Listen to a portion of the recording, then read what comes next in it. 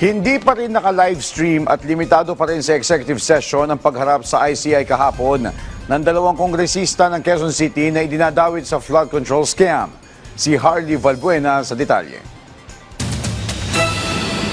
Pumarap sa pagdinig ng Independent Commission for Infrastructure ang ilan pang kongresistang idinadawit sa manumalyang flood control projects. Sina Quezon City 6th District Representative Marivic Copilar at Quezon City 5th District Representative Patrick Michael Vargas. Kabilang sila sa mga pinangalanan ng mag-asawang kontraktor na sina Sara at Curly Discaya na umano'y kumikickback sa flood control projects. Pero dahil pinagbigyan muli ang hiling na executive session ng dalawang kongresista, naging closed door na naman ang mga pagdinig at hindi ito naka-livestream. Tumanggi ring magbigay ng pahayag sa media si Congressman Vargas. Pero sa inilabas niyang statement, sinabi nitong nagpakita siya sa ICI ng mga dokumentong nagpapatunay na walang proyekto ang mga Diskaya sa kanyang distrito. Nagbahagi rin daw ito ng iba pang impormasyong makatutulong sa investigasyon ng komisyon.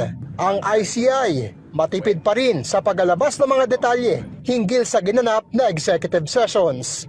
I cannot share with you the details because these were all in executive session. So, but basically this has something to do with what our ongoing investigation on the flood control projects, kung paano ito na-fund, how the budget process is being conducted.